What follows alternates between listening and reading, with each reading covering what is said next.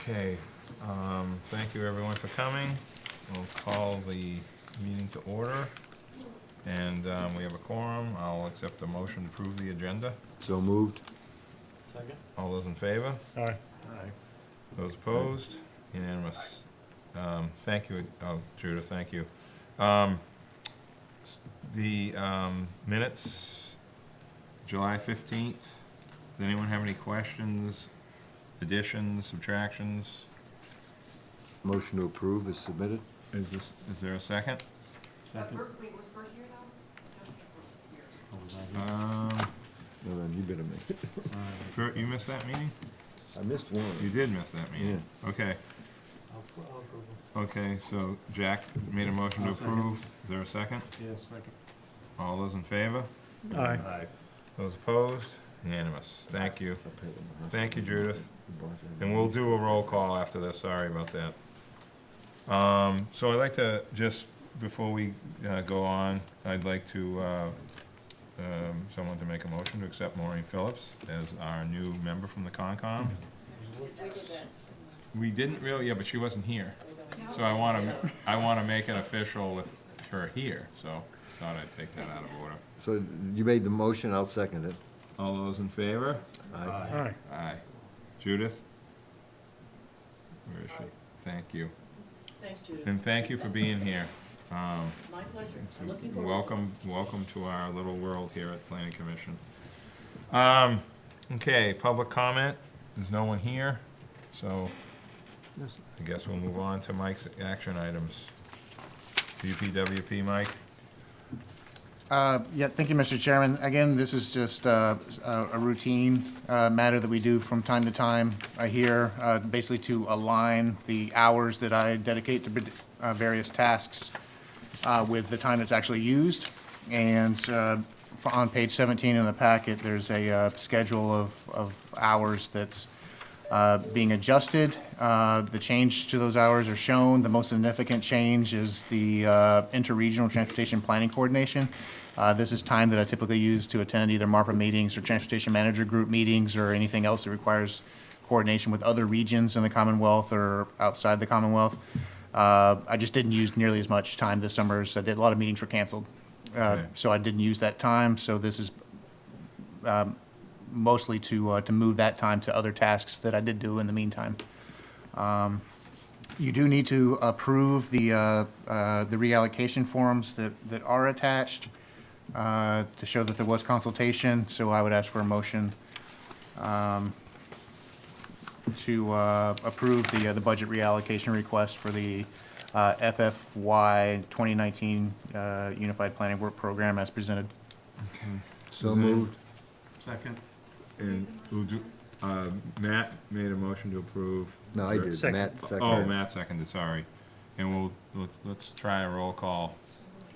Matt made the Bert. motion. Bert. Oh, Bert made the And I motion. second. And Either Matt- way. Bert made the motion, Matt seconded. 6-1. Sorry, Eleanor.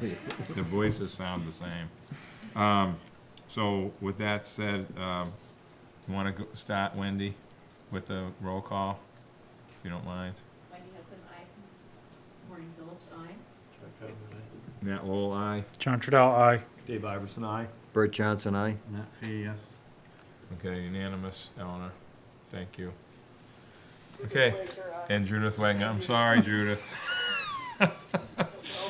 Thank you. He can't see you, It's, Judith. yeah, so it's hard to get into the rhythm of that. All right, Mike, you want to just update on any projects for discussion? Yes, there is on page, page 22 has a list of ongoing projects and account statuses of all projects that we're working on right now. And then on page 21 is the town's capital improvement plan Yeah. with recommendations for requests in FY 2021. I'll just start, well, I suppose on FY 2021 on the anticipated requests, and quite honestly, this is an opportunity for you to ask questions and Yeah. maybe suggest things that we should be adding to this or removing from this. This is the opportunity to do that. We do anticipate asking funds for The Surfside area roadways, that's the Lover's Lane, Orkawa, Monahans that were submitted last year, but were not approved, so those be resubmitted. There will be a capital request likely submitted for Newtown Road improvements. And there is another request, a supplemental request for what we call the Fairgrounds area roadways. These are the Waite Drive, Amelia Drive, and 2 Fairgrounds Road access driveways between the municipal parking lots and Amelia Drive. Now that we've gone through the conceptual planning study for Amelia Drive, we have a better idea of what that cost is going to be. That's been incorporated into the supplemental request. And there are a list of items for the Old South Road corridor improvements, but again, we're only focusing on the priority areas of between the Milestone Rotary and Amelia Drive for those requests. And we can have some discussion on whether to submit those. So right now, those are the short list of projects that we're asking about. But again, this is an opportunity to ask about anything that's ongoing or should be in a future, the capital request for this 2021. Does anyone have any questions? I have a question. couple. Go ahead, John. Mike, maybe you can answer this. For the annual cobblestone improvements, I see we're 1.6 million plus, give or take, over the next 5 years, on an average of 250,000. I know that there was some work done on the top of Main Street, and there was an issue with the way the cobblestones were set from the contractor, and some of it was coming up, et cetera. And I'm only addressing it because I'm curious about the bidding process. Is there dedicated to a company that does that over the next 5 years, or is there each year it goes up for bid? I believe that's annual, but I need to confirm that with DPW. Those are contracts that Rob works on, but I believe that's annual. Okay, so it's open for discussion as far as the contractor. If there's a problem with the present contractor that was doing the work, they can get somebody else to do it?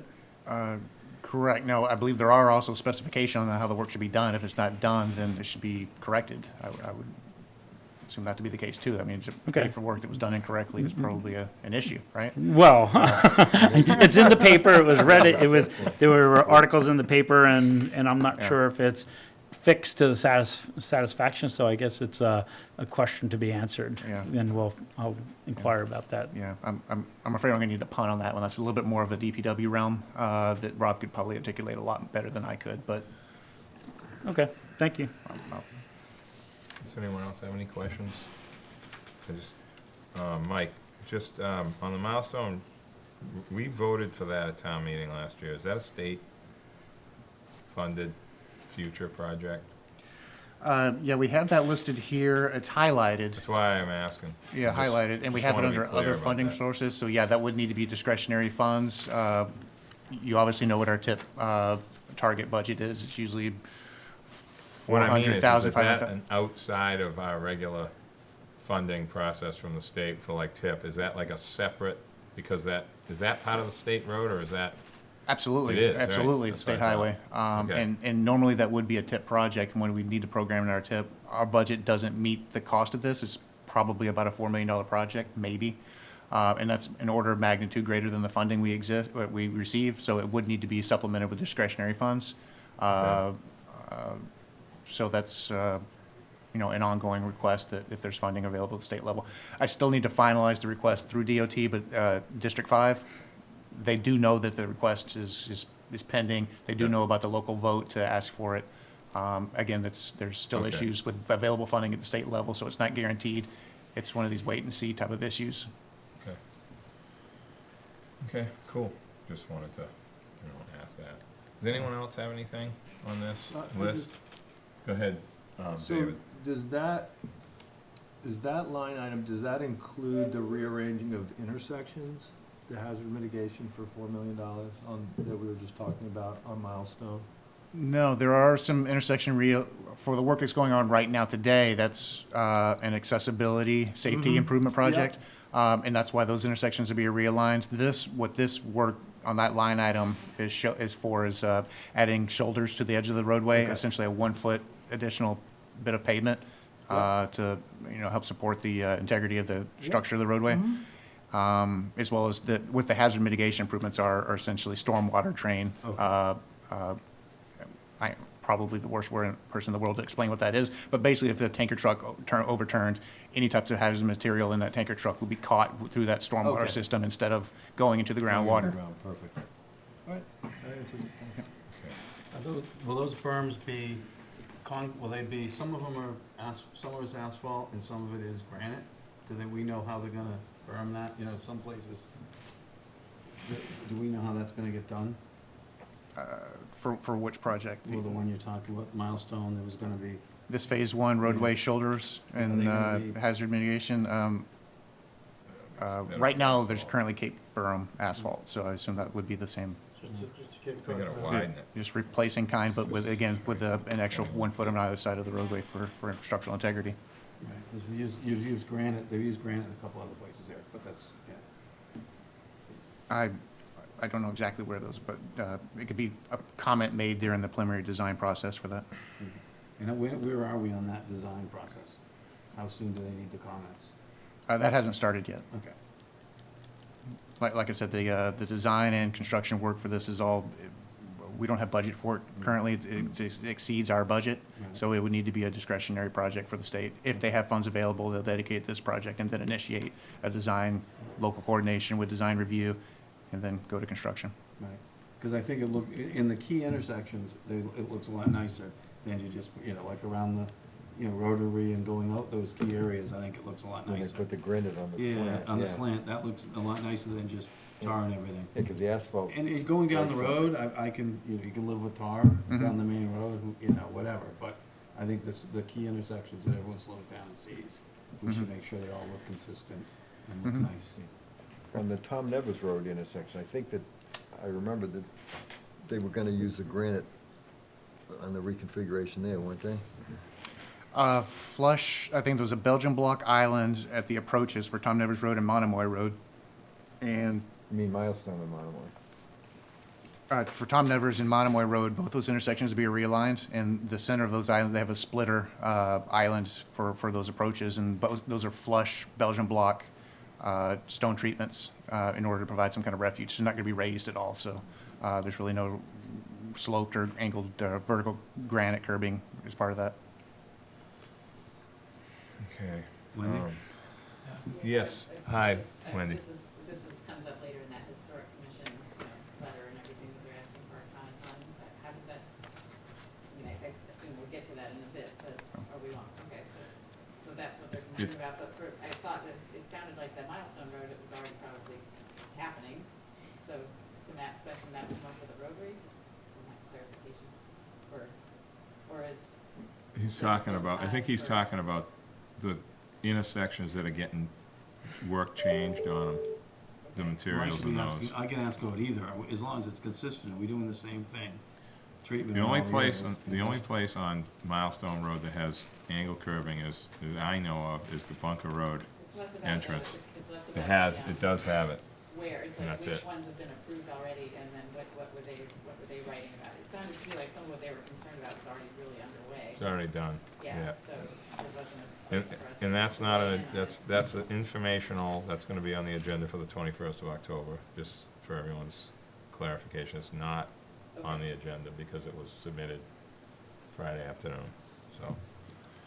Anyway, so we put it in, we put it in the packet as a Information. courtesy for everyone to have, so. Okay, so that's gonna be continued to the next meeting. Yes, that's gonna be an agenda item for the 21st, yeah.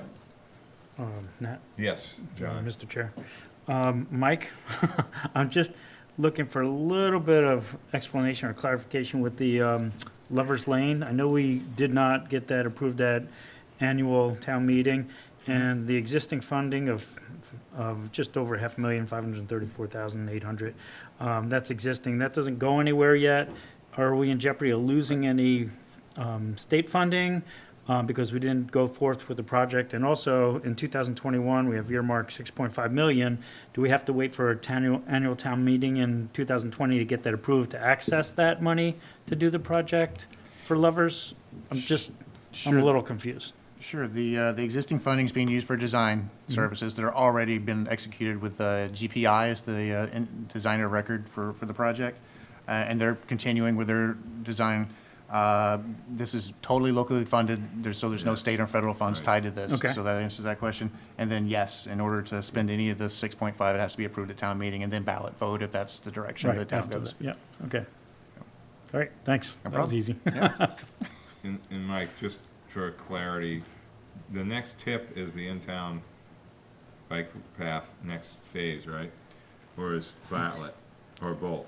The next TIP project, again, we have no projects programmed in the TIP, but we anticipate having Bartlett and Surfside programmed in the TIP for, I believe it's 2021. Okay. And But again, that's not final And the yet. other part of the in-town is gonna be part of the tip as well, right? It could potentially be, but that project is all funded with local authorization, so it could be done completely with town resources. And where are we with that? Are we from Marine Lumber to where is the next? From Is it gonna go all the way, or is it going to, like, say, East Creek?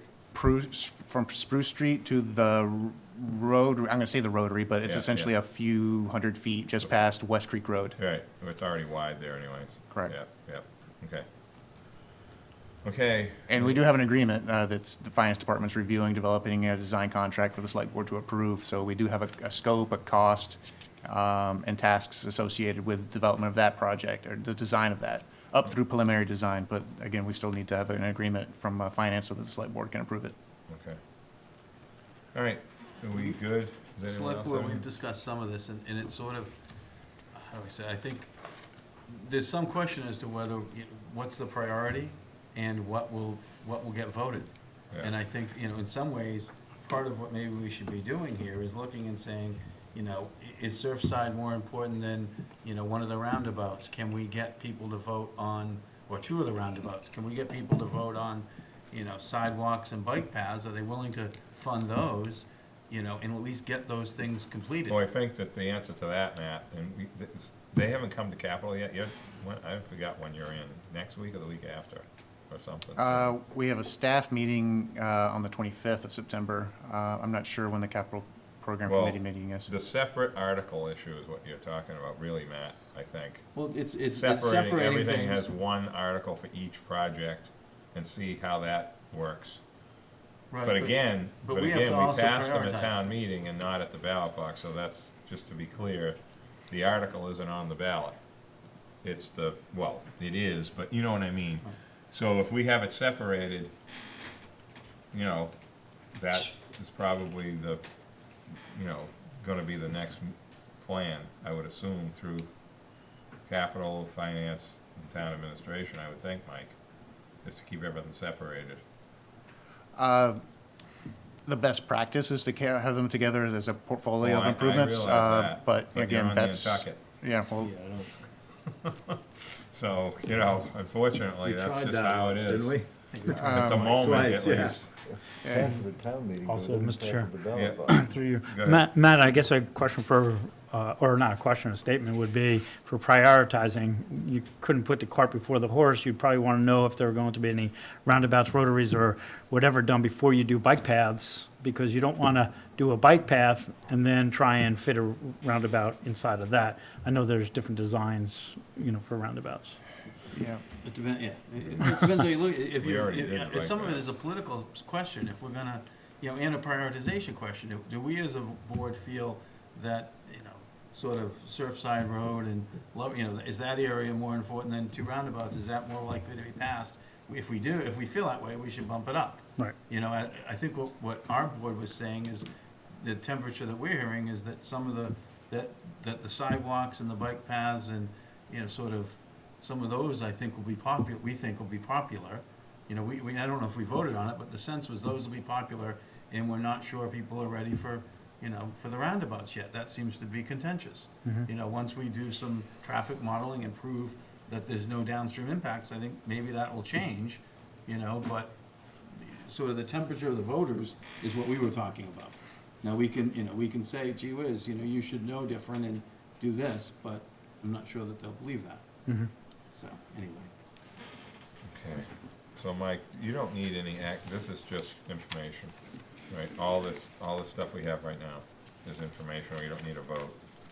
If there is a recommendation you want staff to guide staff, provide, but if this looks good, then yeah, a sense of the commission that this is the appropriate way to Well, proceed, then. I think that as far as the separation aspect and having separate articles is important, except for the boulevard roads and Lovers are kind of,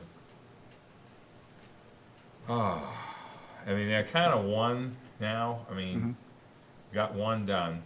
The other two are kind of, everybody kind of knows it's coming, and there hasn't been too much improvements as far as some of the patching because of that, I'm assuming, because that was all being done with private money, the fixing the major potholes that Yeah. were, that, show up, and they've got a lot, they got the layout all brush cut on Nantucket now, you know what I'm saying?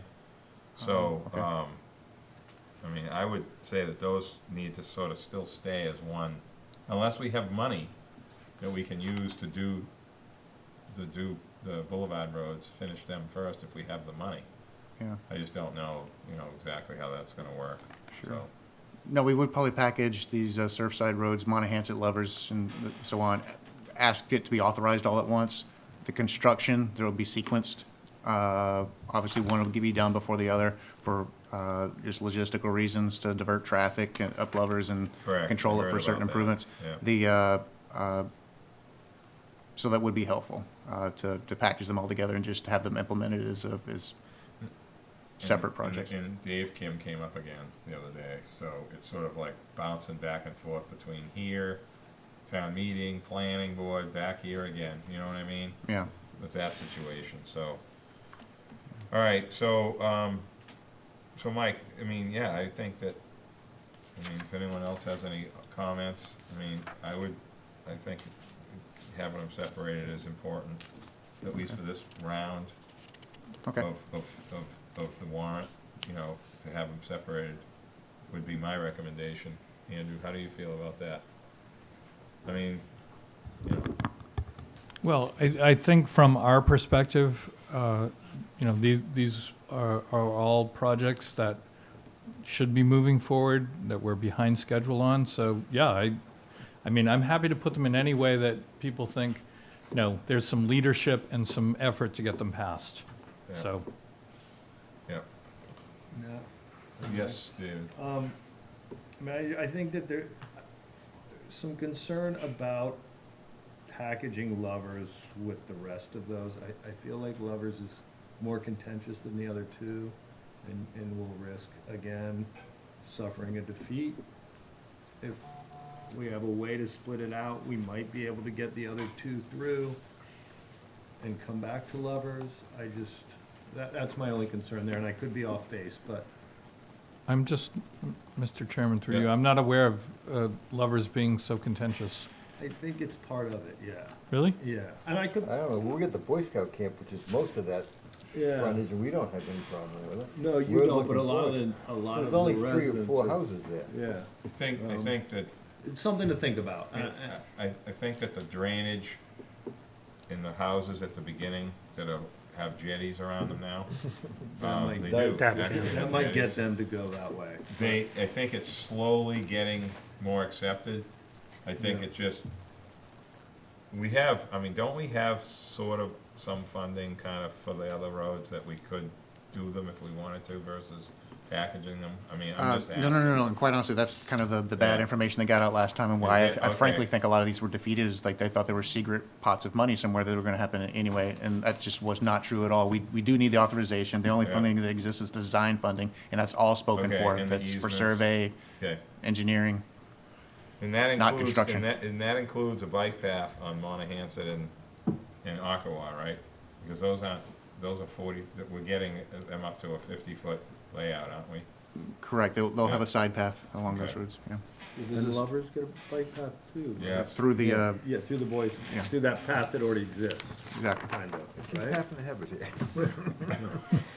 I mean, and my only question is just trying to get these through, and Yeah. that's, I'm not negative about I Lovers, think I we need just to, the would hate problem to is see we, it go another round without getting something done over Oh, I there. know. I just hadn't, I just wasn't aware. I knew there was some initial Yeah. resistance, but I believe most people have come around from Okay. what I learned. No, that's great. So, Well, all I That's hear okay. is that people are worried that once it's paved, people will go faster than they do now. Speed humps them. So it's one of those things Whatever. where you need to pave it and put the humps in it so that It's, they have to slow down every football field. Yeah. humps are different than bumps. Humps are better. Lily Street works.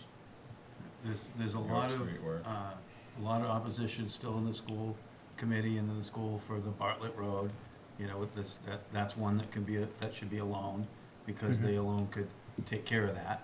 I've had a lot of contact from, people in Surfside saying, when are you gonna get this done? And I Well, say, that's well, right. we don't know, it's gonna Voted it take us down. 10 or 12, it's gonna take us 10 years, you know, whatever. And they, well, how do we get it faster? I said, well, we should do betterments, like I've been telling you, and, you know, you pay half of it, it'll probably move to the top of the pile. They don't like that very much, but, Well, there's a lot. but that's the reality, is sometimes when The people lot, we went pitch through in, that. it happens, and they don't like to hear it, because they think it's their due. The problem with that, Matt, and that went all processed through the Surfside Group and the area plan after that, is there's not enough properties to better that much. They tried a 30% betterment concept, and it was a lot of money. Because they're big lots, there's not as many properties to get the money from as you think. So, that was the reason for that. And plus, everybody uses it. There isn't a person that doesn't use that road. What's that, the boulevard? Yes, I mean, the boulevard is not a private road with a gate. You know, so. All right, so does anyone else have anything before we take a vote on the list and how we think it should play out? So everything's separate except the, at least this is just a recommendation, this isn't the final, this isn't how it's gonna appear necessarily. This is just Correct. from us. Preliminarily, Yeah. if we can bring this to our And staff meeting and discuss I'll bring it it. up at Capitol as far as this process with Brian and their staff too, you know? Yeah. But I do agree with the separation of the Newtown Road and and that includes the path to Amelia, correct? I know you didn't mention it, Mike, but isn't that part of that? Not a path, a correct me if I'm- sidewalk to Amelia. I'm interpreting you saying separate as keeping Newtown Road as a separate project from the Old South Road improvements. And the Old South Road improvements, we're interpreting as a scaled-down version of, not the whole Old South Okay. Road corridor, but Yeah. just from Amelia to Milestone Rotary, correct? Yeah, I was. And have those be two separate projects? The original article was the roundabout, the sidewalk to Amelia and Newtown is one vote, Correct. one Project. project. And the Yeah. sidewalk on the right side of Old South as you go up. Yes, Correct, so be a path on both sides. Before Fairgrounds. Fairgrounds. From Correct. Rotary. Uh, And we were hoping, as a Well- board, we were hoping that putting those all together, knowing that two of them were really popular, we were hoping that that would pass last year. yeah. And it didn't, partly because I think partly, you know, the Rotary issue. So, you know, so I think that the Rotary should stand alone, and the side, you know, you could put the sidewalk, and you could put Newtown Road and the sidewalk together, and I think they'll pass. I agree. And that You know. included the mop path from McGuire Merritt to Yes. Charlie Hughes, right? Corner there, From the Rotary area to Amelia Drive. yeah.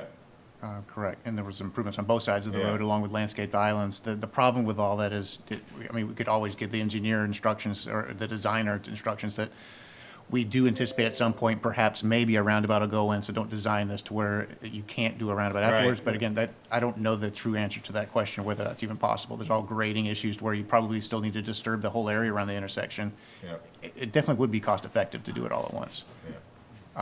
That way you're not mobilizing twice for survey, mobilizing twice for construction. There's just economical reasons why it just makes sense to package them together. But I understand your point. And if that's okay, keeping the Old South Road projects together and then the Newtown Road project separate from those, we can bring that forward if you want to make I a, think that the Newtown Road, the primary loop around, that needs to get done. I mean, that's been on our list for a long time, it got taken off, back on, taken off. And it's, you know, in front of Ackeye, in front of, you know, what's the names? In front of Botticelli and Poles building now. all the way around to the bus stop. And then Newtown gets, I mean, it's perfect. People, bicycles cross the road or drive in the road because they don't really know exactly how to get to fairgrounds. And it saves them from crossing the road. twice. You have to cross the road twice. It's If you do it dangerous, right, it's you have dangerous to do it the right way. To do it the right way is really dangerous, that is correct. Yep, so it's safer to just drive down the road. Yeah, it is, so, anyway, all right, so, anyone wanna make a motion to, recommend what we've discussed?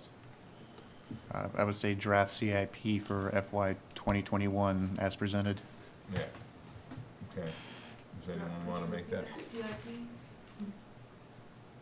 Capital improvement CIP program. is capital improvement plan, everyone. Okay, does anyone wanna make that motion? Make that motion. Is there a second? Second. All those in favor, starting with Judith. Start with Judith, get Judith out of the way now. Aye. Okay. Judith Wagner. Mary Hudson, aye. Yes. Maureen Phillips, aye. Check out Nat Lowell, aye. John Trudell, aye. Dave Iverson, aye. Bert Johnson, aye. Matt Fee, Thank you very much, everyone. Thank you, Judith. Okay, You. okay, any requests, capital project requests, Mike? That's more of a verbal, you know, anyone have anything in their mind, or is that, what page is that on, cause that's not, Well, I think you just discussed, Just a discussed that. discussion. Yeah, and then Yeah. there's in the packet, there's existing projects, so it's pretty much packaged together on those items. okay, all right. So- I have a question. Yeah, go ahead, Maureen.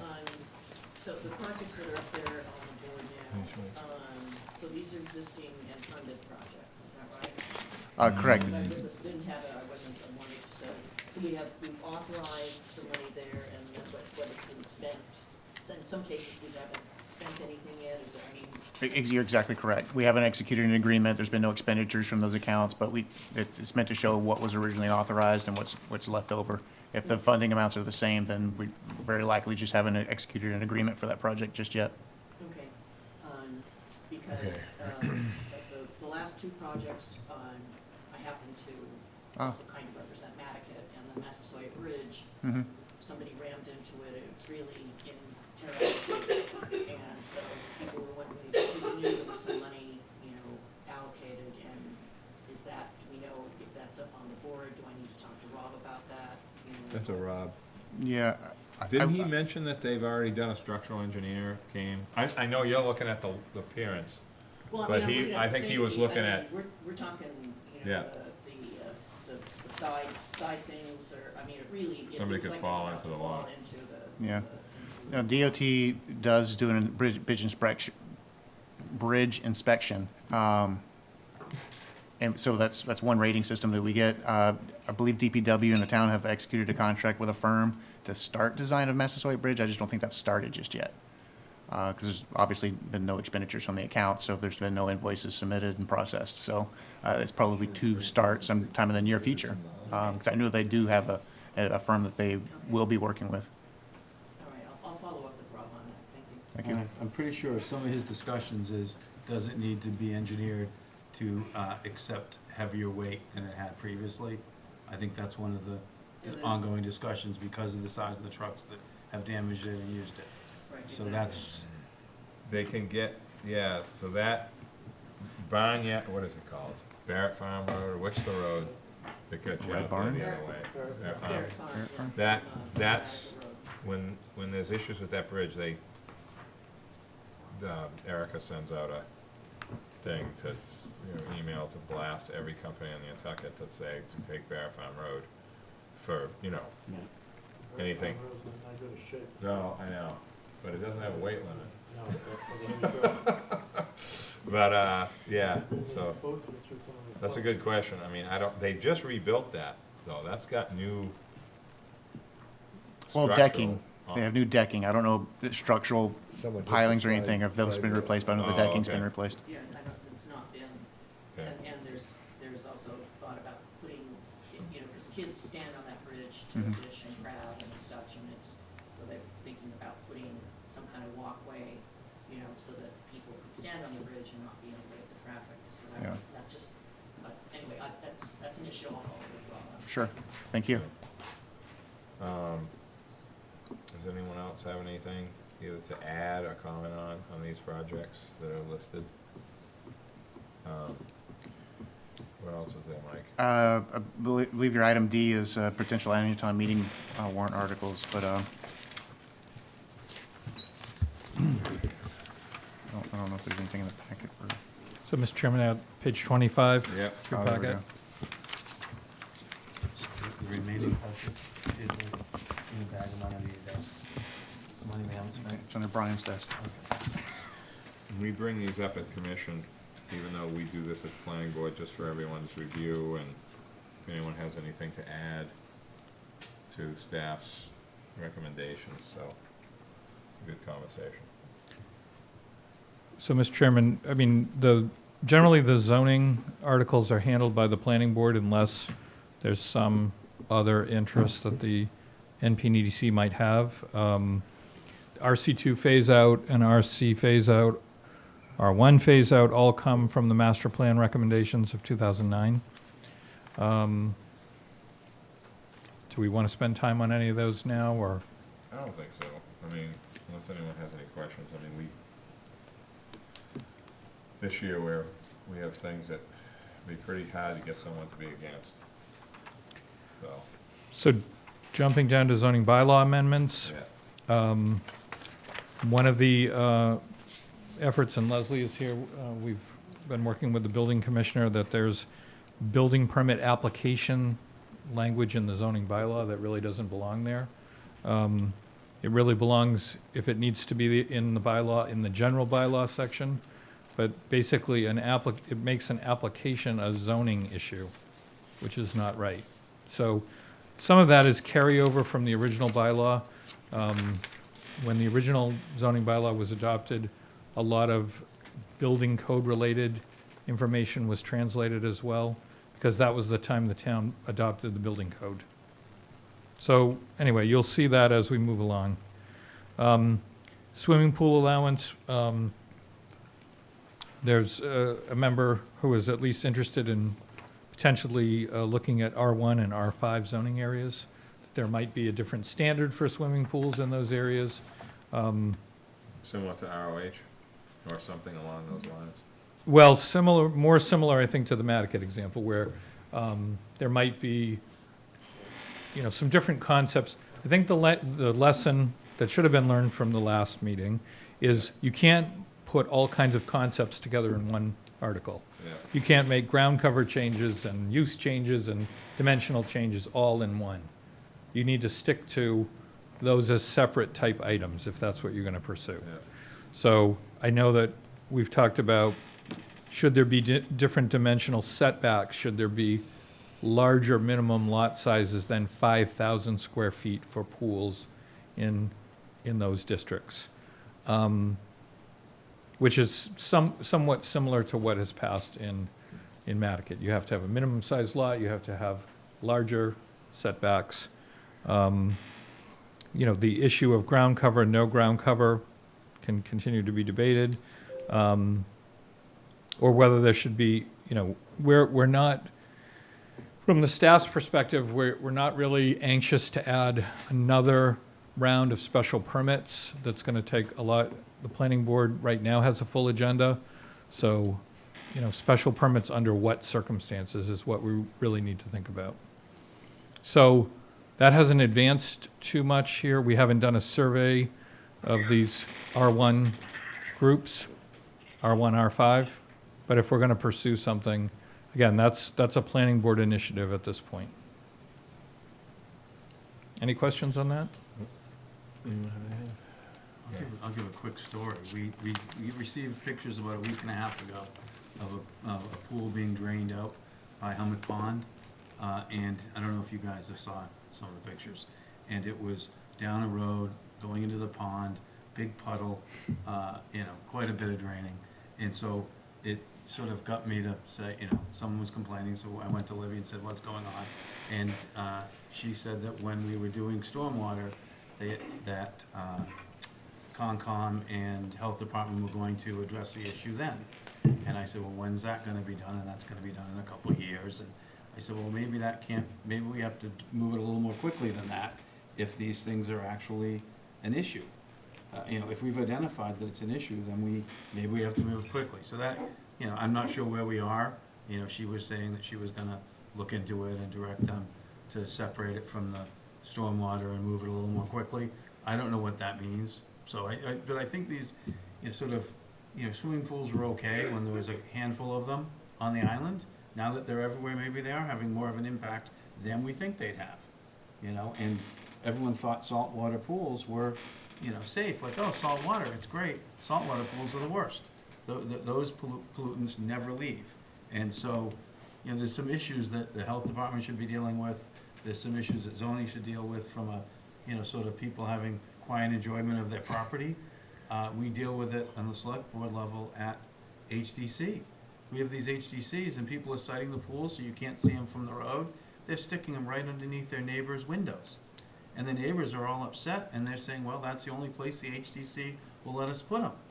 And this is in areas with plenty of ground cover, sort of out by Hummock Pond and, so they're in the place. So some of this is kind of crazy, like they're listening to one arm of the government to try to keep, to avoid that, but they're not being good neighbors with their neighbors. They're citing it right next to the people's kitchens and right next to their decks. And they're all renting their homes, so they all want to be able to keep renting their homes. So that it really is quite a issue. There's a lot of different angles to it. There's the, so anyway, there's a lot of different angles. It's more complex than I originally thought a couple years ago. I'd like to second all of the comments you just made, because we see at the Concom, half of our waiver requests are because people need to have pools, cabanas, and patios. And fire pits are now becoming That's standard. And so we've got, it's definitely growing, and you have people trying desperately to fit whatever they can on the lot, when there's, within the wetland waiver areas, and, and these are people who are looking at the ocean, looking at the pond or whatever. And so I think we have to have, rather than trying to individually look at this, I think we need to really look at the issue of swimming pools as, how does that fit in to Nantucket?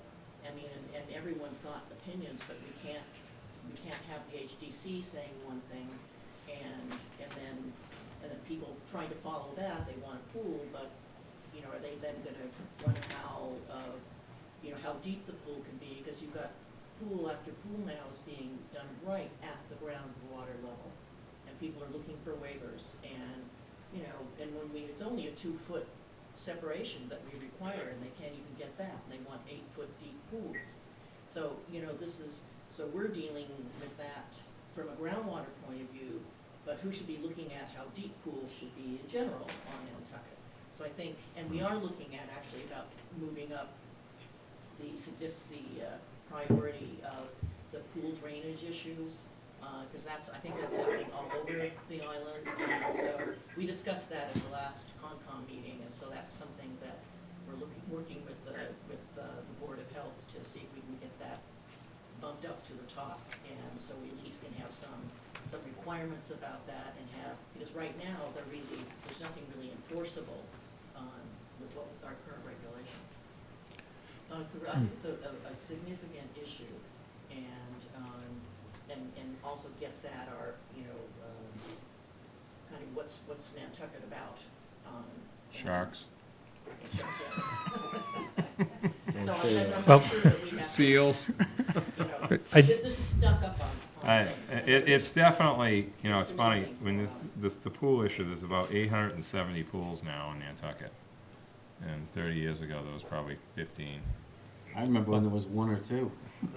The ones we used to The jump White in. Elephant, we go in and White in the middle of the Elephant, winter. get in big trouble going over Sneak there. over there. Well, I But, think 90 just got approved, and as people See- panicked and see- ran to get them. Yeah, so there's no bread on the shelf, so, I just need to remind you, I mean, we're in the season. This is the time when ideas need to come together if they're gonna make it to town meeting. So This, other boards and commissions besides ours, as you mentioned, Yeah.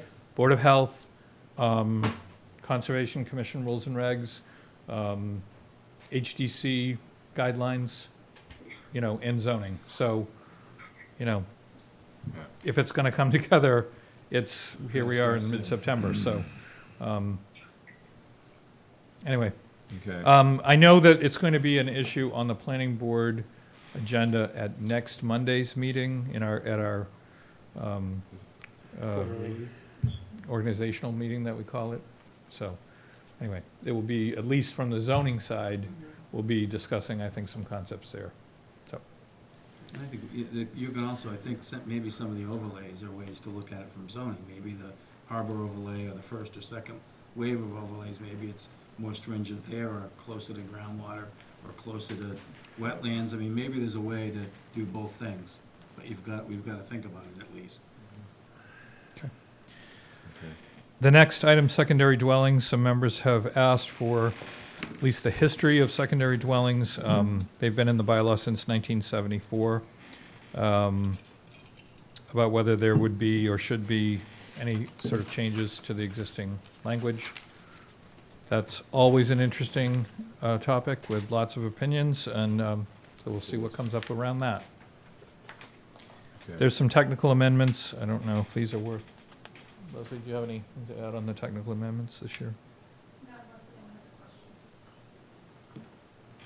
Open space zoning, Judith is chairing. Judith, you're the chair, correct? That's right. Yep. So she's chairing a group of different stakeholders to look at the open space zoning concept that we had pursued before. Judith, there's been probably 5 or 6 meetings, I think? 3 or 4, I think. We didn't meet 1 month during the summer, but Okay.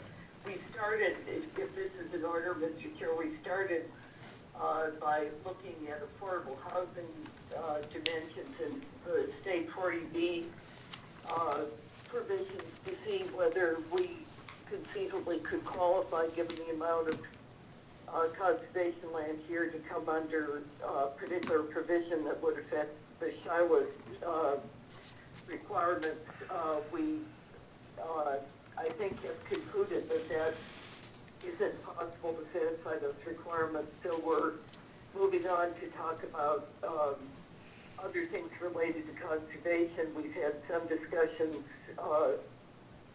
concerning, Jeff Carlson is a member of this working group, so we've talked about some issues like watershed-oriented thinking in terms of things like impervious surface and other matters, and that's where we're going to be for the next couple of meetings. But I'm going to be doing an update on that, and I'm happy to share that. I just haven't written that up from last week's meeting yet.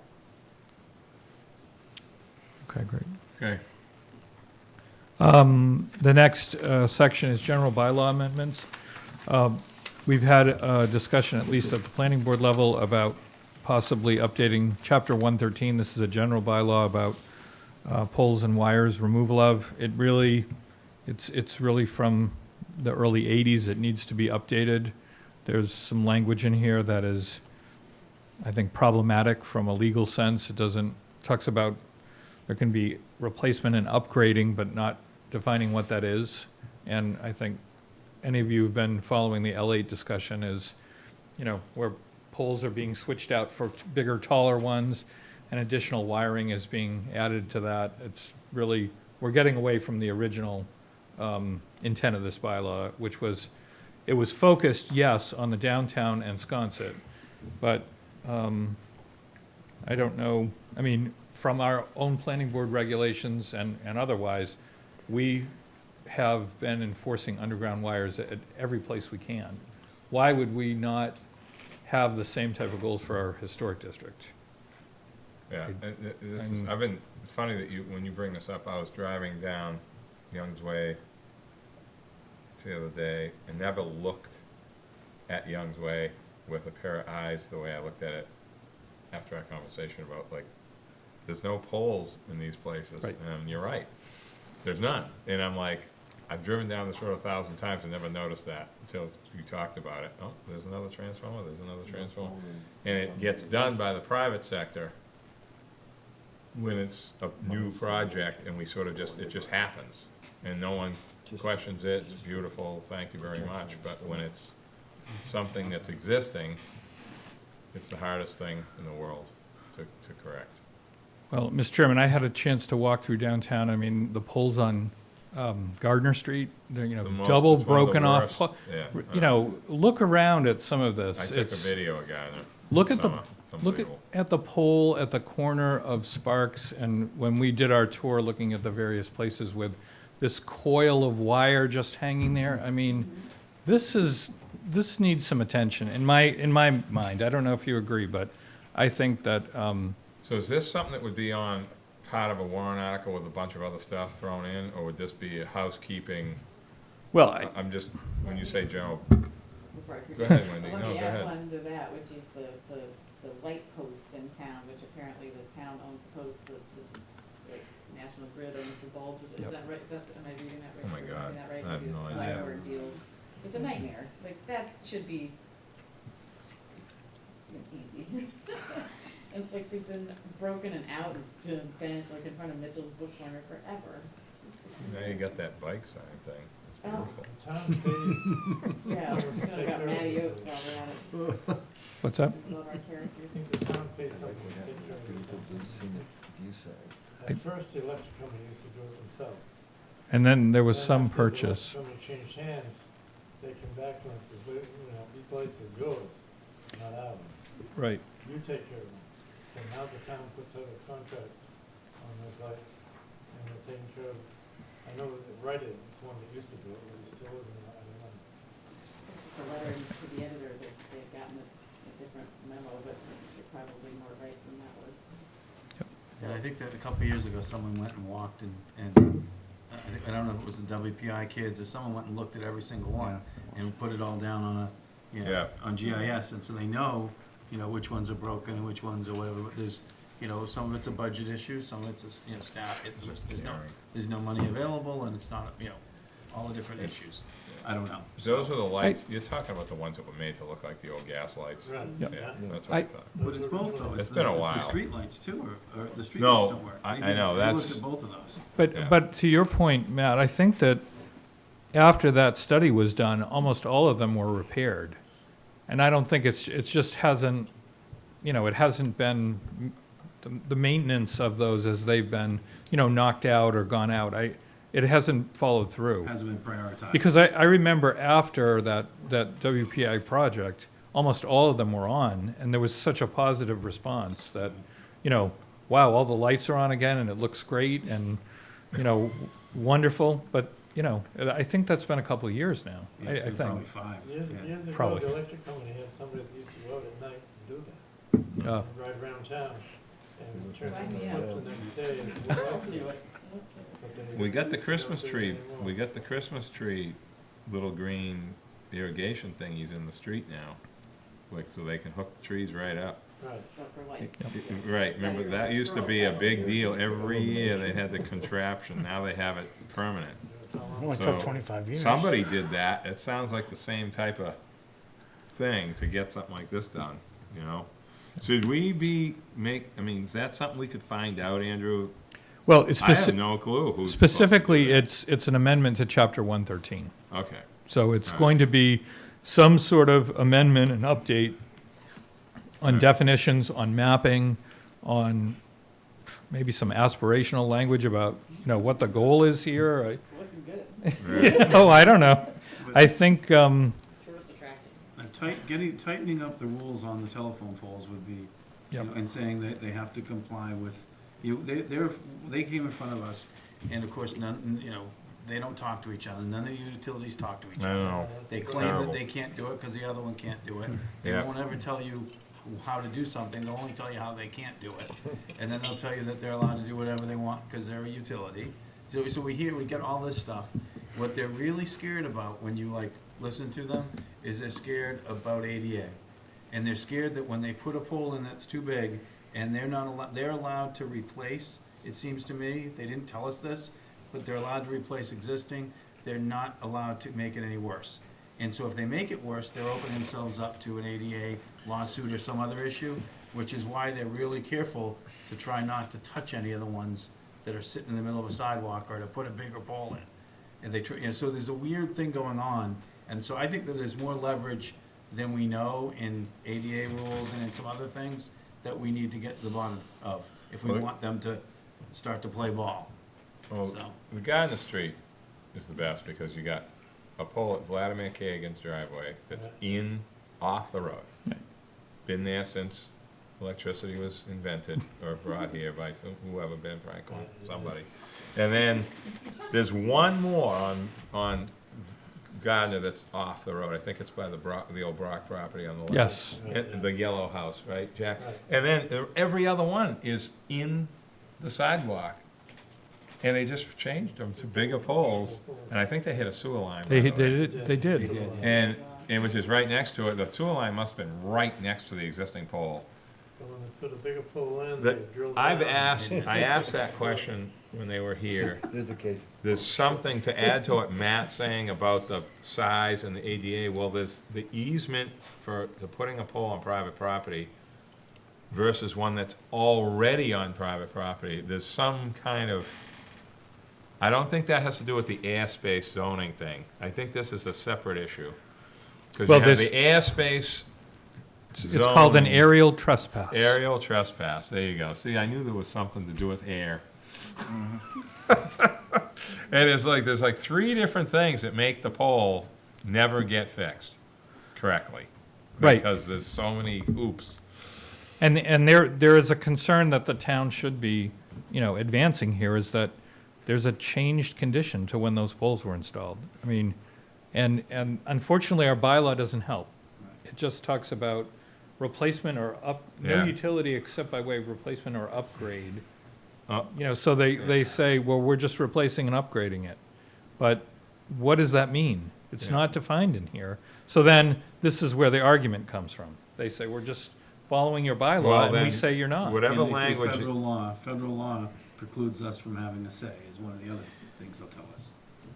I mean, getting easements for poles that are in the wrong place, to me, seems like something we could do outside of, or add language, whatever works in this bylaw to make it stronger, I would be, without question, in favor of. I'm sure that everyone else would be. So the pole and wires is something maybe I think you're it's worth- interested in? Yeah, See, when they put Absolutely. bricks out of the sidewalk, they leave them stacked up there. That's I've seen that dangerous too. Because somebody comes along, they knock them into the street, or Right. somebody trips on them or something. it's like the project is not actually finished, the little piles are left, and it's like, okay, there's one by the J.C. house right now with the handhold that got put there, there's a little pile. In fact, I think it's on a piece of plywood. It's still there, but it isn't done yet. So, I noticed that the other day, I was walking there, but anyway, So the next group is noise, streets and sidewalks, building permit. Those are really not planning board, but they're here, so you know that these are items that we're working on, that staff has some sort of responsibility for. well, that's more of a knowing what the rules are versus a special permit versus, 10 o'clock. Is that part of that construction at night discussion that came up? Leslie, I know you're here for all this. This is your bailiwick, all this stuff. Yeah. So I don't really know exactly where this is going. Paul Murphy and I are on a work group with some other staff from other departments. The town manager is leading the work group. There's someone from health, fire, police, DPW. And the point is to talk about how to address the impacts of construction on the public ways, the sidewalks, how to, Oh. make sure that trash and other construction-related debris and other effects of the construction really stay on the site and not go out into the surrounding areas. So we've only met once. Paul is working on a bylaw that would move some of the building application stuff that Andrew referenced out into maybe the general bylaw. I know that the fire chief also has some suggestions about some of the traffic regulations. So this is a work in progress, but it's really just on here for you all to know that, you know, staff is involved in working on it with other town officials. So this is more of downtown projects type stuff, tight zoning areas where there's not a lot of space. Sounds like, Sort of. okay. Yeah. Not like the lights at night. I remember there was a big complaint about that. I can't remember if it was in Nantucket.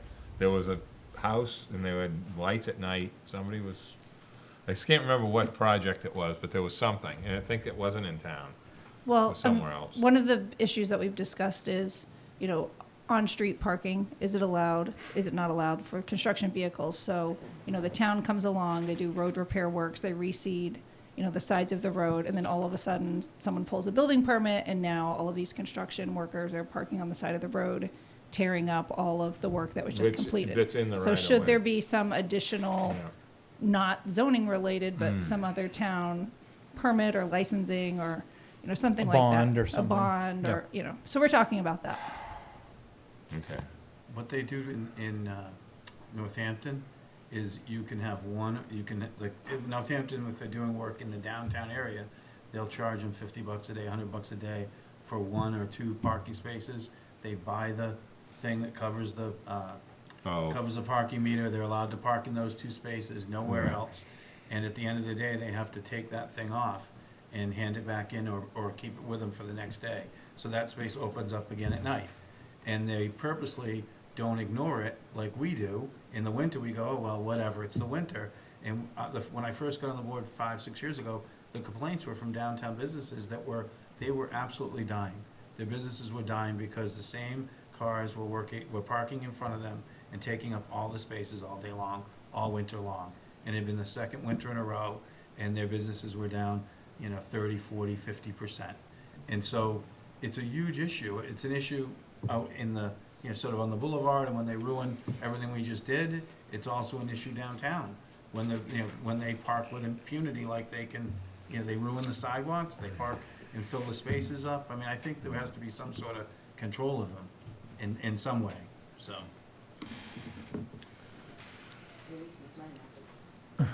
You guys suffered, right? Well, at one time, we used to enforce it, but only have one truck on site of each type of work that's going on. If Yeah. there's somebody doing painter, a painter can only have one truck there. Not every guy that works for that painter show up in his own car. And at one time, we enforced that.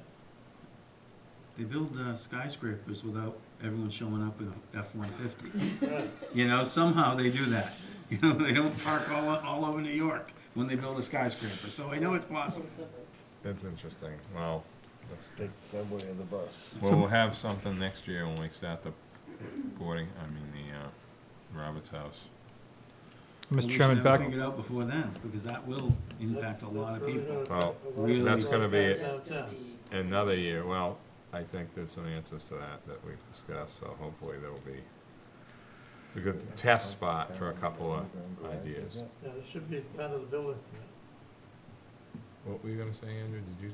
nothing, I Somebody just, said something. some of this we're kind of into other people's areas, but I'm, Yeah, okay, so. swimming pools, there's a building code requirement that fence thing. changed. That, it might be helpful for you all to understand that you used to have to require a fence around a swimming pool. The state law changed, and if you have an automatic cover, You don't you need don't that. have to have one, Yeah. under the state code. So what we're thinking about is actually making it a local code requirement to keep that, Optional at least, yeah. to keep a fence, because We we're- should have a fence. in some, especially in the dense areas where, Yeah. Because when you talk, I remember you saying this, the cover is not always on. So like, if you don't have a cover on, it's rolled up, it's just as dangerous for someone to fall in the pool. Right. Whether they have a cover or not anyway. You know what I mean? Right, but remember, yes, Yeah. and we understand that, that's why we're proposing Yeah. it, because we can't enforce laws that have now changed. Yeah. You see what I mean? Yeah. We can't I think require a that's a good fence. idea. It's not I'm sure part the of the law. HDC would agree with that. So, Okay. so that may be a general bylaw requirement, or, again, until the state changes it back. I don't know if they're getting complaints or not. Home rule petition, so originally we talked about an HDC enabling legislation change. Because of staff changes and other things, we're gonna put that off, so that won't be coming forward this year, as an advance item in the future. We do have land bank related, home rule petitions. The Hayes property is one. You all know where that is, at the Yeah. main rotary, that the land bank bought that. There are easements needed to Yes. make that rotary bigger and to include a bike path, which unfortunately they couldn't do before Judge they Bowen. closed. Judge Oh. Bowen. Lucille Hayes' property, and Right. there's also some drainage-related issues, again, that we've worked with the DPW, that might be under land bank property, and those will require Article 97 votes, home rule petitions as well. So on that easement from the land bank, Andrew, and we got Derek here on the phone, wondering what he's even doing here on the phone. That's part of this, I mean, do we need to have, do we have enough, do we know how much we need without the milestone improvement plan being finalized? Are we at, Close we're enough? not even at 25%, are we? Or what? No, we just have a conceptual plan that was done a number of years ago, so that, Yeah, we've all looked at those over the years, but yeah, just saying, this is a one-shot deal, I would assume. yeah. We need to get enough. Well, we have a general idea of the area that we need, and there'll have to be some mitigation land, which we've already gotten some approval to do that. And where's the layout of 150 feet start for Milestone, if you don't mind me asking? Because I know it's 150 at Monomoy. Is it 150 all the way from, It was a county layout of 150 feet in width. When we that have- road was originally laid out, there Yeah. were all kinds of tracks, and that's why it was 150 feet. The state layout is much smaller. I think is it 75? 66? so we have enough layout, so that, the 150 counts towards what we need if we did a bike path along the old Dinsmore Cottage side of the road. That layout is intact there, Okay. yes. That's good, perfect. Okay, There's some additional real estate items than what was listed. There's transportation and drainage land acquisitions that basically I'm working with various town boards on. So that's our general types of articles we're looking at, unless if there's any others. the only thing I would add is, Leslie, is, I don't even know where this how it would work, but the home occupancy, looking at home occupancy a little bit, as far as, Occupation? yeah, home occupation, I call it you know what I mean, what's allowed, maybe looking at that list and kinda getting it into the 21st century and what we need in Nantucket and all the, super ultra light commercial that's out there that may not be technically legal, that we should look at. Mr. Chairman, Yes, Judith. can I just add one that I think we touched on briefly, but seems particular to this group, which is the bike issues. Ian Gold's article from last year with the pedestrian and bicycling advisory group reporting through us. There may be some things to think about in that area that people may want to mention tonight. I don't know. I spoke to him about the article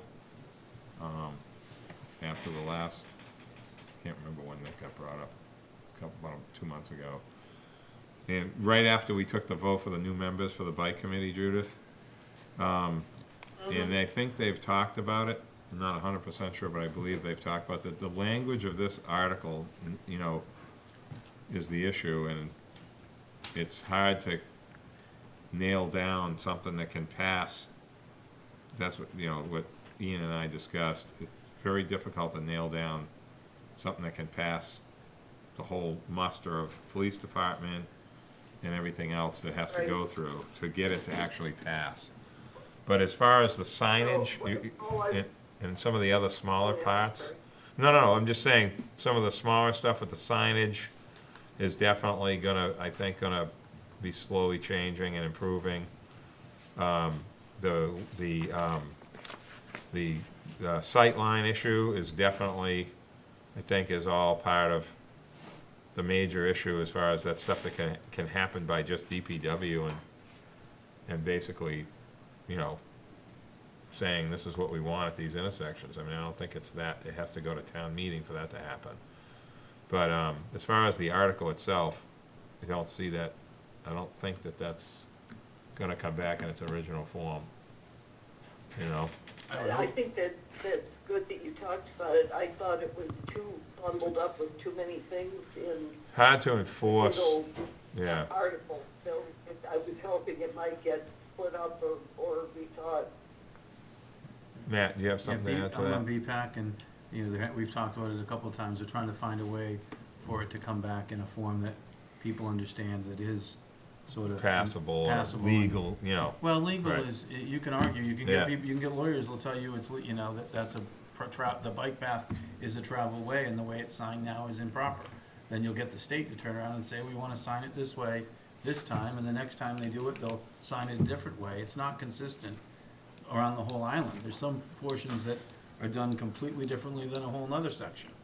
And and when you look at some of the concerns in the last article tonight that we really can't talk about, some of those are echoed in the bike paths.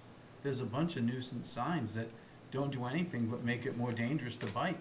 You know, all those nuisance stop signs. I saw a Should be big, gone. full-size stop sign at ground level. I Oh. can't remember where I saw it, but you can't see the bike coming, because the sign's too big. There's a bunch, so there's a, I couldn't believe my eyes, like, why is that sign that big? Those weren't installed by the town, that's, in fact, it's a. So you know it's a- about this? Yeah, and it's a bit of a mystery how those got erected. Huge, Mike. Like, what are we doing? Somebody's gonna hit that and lacerate themselves, Yeah. you know, be Yeah, bleeding on the and side of can't the they just road. come out? They could just be pulled out. Yeah. Right. Can't they just be removed? I mean, Where are not they? sacred. I saw them and I can't remember where, but. It's along Milestone Road. Is it? Is that Yeah. where it was? Yeah. Okay. But I think there's another spot I saw, but it's crazy. Before, I mean, before somebody gets hurt, is there something anybody here can do to say we'll get that removed? I mean, that sounds like it'd be terrible. Honestly, it's the first complaint I've heard about it obstructing a view and making it dangerous. When you Quite look honestly, to the it's- left, it's like the sign Yeah. is pretty big. So it kind of blocks a little bit. But I mean, Mike, the sign, somebody could hit it with their, you know what I mean? Like, it's bigger, sticking out is what I'm trying to say, that's all. I'm Okay. not, I'm just shocked to see it, that's all. Yeah, those are on Milestone. There are, those will be replaced with 18-inch signs instead of the 36-inch signs. So those can be taken care of. Oh, okay, good. But, I mean, just to get back to Ian's, the intent of Ian's article is great. I don't think there's anyone that disagrees that we don't need to be cautious of bikes. You know, a lot of people, you know, I've had many arguments with people like, why don't bikes stop? I'm like, well, if you were on a bike, would you slam on your brakes coming down Pulpus Road before North Pasture? I don't think you would. I think you'd slow down a little bit, but I don't think you'd be stopping in an incline. Bicycles aren't gonna do that. On the other side is, there's so many bad sight lines. I mean, I was on I went to Milestone Crossing to the house today. There is not one brush, piece of branch, tree, leaf cut on any of those driveway entrances that go right through that little bike path. Now, there's not a lot of people on it. It's kind of a small neighborhood as far as bikes go, but you can't see anything. You have to kind of nudge out and look. Now, when you pull out an awe shop, you gotta be looking. When you pull out an awe shop there, I'm telling you, that's a bad spot. I don't even think you can ride that bike path on Milestone Crossing because of overhanging The branches. and overhanging everything. branches. Yeah. So all I'm saying is, it's not one thing. With the accident that happened was the most unfortunate thing in years. But there's so many places where it needs to be cut back, and who does it? I cut my street back by myself, but a lot of people don't think that it's their responsibility, even on a private road. So I think it's an educational thing, and it's a mixed bag. But- Tom David really got this thing going at the beginning of all this discussion. I will say private subdivisions are subject to, planning board can ask for maintenance of the facilities that were installed as part of the approval. Even if it's gotten a homeowners association established at the original approval? It- Can you do that? Well, Milestone Crossing has a homeowners Oh, it association, I does? can tell you Okay. that, Okay. yeah. All So, when those are discovered, bring them to our attention, we'll certainly ask for I enforcement. mean, I was just using that as an example, that's not a high impact, dangerous area, but like fairgrounds, I pull down Rugged Road all the time. I really creep through, like barely move, because it's like, and you gotta look right, left, right, left, right, left, because if you're alone in your car, you gotta really watch. Right. And that's one of the better ones, because you have two places to stop there. You stop before the path. Yeah, Because I own property there and gave Yeah. you the right to move it further in, and then you can stop again before the road. The ones that are trouble for cars are when the cars pull right out in front of the bikes and then stop, because they're worried about getting hit by a car. A lot of them aren't worried about getting Yeah. hit, and they think that those stop signs, I think people didn't even understand the intent of Ian's article. His article was to get rid of the stop signs that were nuisances in front of driveways and things. the wasted On ones. the wasted ones on bicyclists. Because you're making the bike think he's gotta stop 50 times You have instead to of stop 2. 50, 60 times to Yeah. do the loop. Yeah. So his goal was to get rid of the nuisance signs and to put them at the key intersections. Crossing Milestone, they should stop. Crossing Yeah. Tom Nevers, they should stop. Crossing Dionis Road, they should stop. Everywhere else, they shouldn't. And the point of that would be then if they didn't, they could be cited. The police could sit there and cite them and warn them. And then the cars have to stop going across the traveled way. The cars, and then it would be very clear. Right now, it's not clear. You have two people who both think that they're supposed to stop. Yeah, And when you have two bosses, you have no boss. And it's the same thing. You have two people who think they're supposed to stop, they both get mad at each other. So his article was good. I think the presentation wasn't great. I think there were, some people for their own various reasons that either didn't get it or didn't want to get it. But I think, it's something I think is really important. And there's a lot more, Something we gotta there are a get- lot more injuries out here every summer on the bike paths than we know about. It's Yeah. more than a couple No, deaths. no, you're right It's more about than that. one death or two deaths and, a couple permanent brain injuries. We get, we get a handful every week. If you talk to the nurses and the doctors, there's a handful of serious injuries on the bike paths every week. So, in the peak season. So if we want, anyway, I just think it's a very important article. I'd love to see it come back in a better form. Okay. And, Mr. Chairman, I just urge members to become familiar with the timeline, which is on page 27 of your packet. That gives you the dates that have been highlighted, the sort of important dates that you should be familiar with. And if people have ideas too, you want to bring them, come in, talk to Leslie or I. We certainly help people Okay. put warrant articles together, or, we're there all the time. Yeah, and that the pool discussion, I think is a healthy one. I think, along with the 10th article last year, it does, the turnout and the discussion about some of these articles and these concepts really proves itself at planning when we have the public hearings, how many people are affected by these things. So it isn't 1985, unfortunately, in some cases. It's just where we are as a community, so. Anyway, is there anything else anyone has to add? Maureen, how are you doing? Here we are, your first meeting. No, it's great. Just, It's clear we have so many intersecting we do, needs and Yeah. commissions and rules and regulations. As a lawyer, it drives me crazy. It would be nice if we could just have you know, a clear set of regulations. And so swimming pools, and you'd see all the stuff Mhm. that applies to swimming pools, and you don't have to go to 6 different places in our bylaw or the state law or whatever it is to find everything. So I mean, this is, I mean, I wish we had people listening to this on one level to recognize how the barriers that are in front of us in terms of trying to think about policy, because that's really, I mean, I think that's a big reason why we're all here, is to think about broader policy issues, and so I'm glad to be here. It's Well, very useful. one of the things, though, is I like to always remind people of how much we've done, how many miles of bike path we have, how many we had 20 years ago compared to now. It's really hard. I was telling who I was on the phone with today how hard it was to get the Cliff Road bike path in. Mike, I mean, that was harder than in town, in theory. In a number of ways, yeah. I mean, the plan got rejected, too much money, you know, wetlands, the little, whatever that thing was that we had to go through. It was pretty difficult. Popus Road, oh, we won't go into the willow tree. True. But it's still there. But, you know, we've come a long way, and now we have problems with safety. You know, when you didn't have a bike path to cross with a car, you were just pulling out onto the road. Now you're crossing 2 roads, in theory. I mean, you know what I mean? Well, crossing one to get to another. So, I mean, I don't like to say we have good problems, but we've certainly come a long way to get to these problems.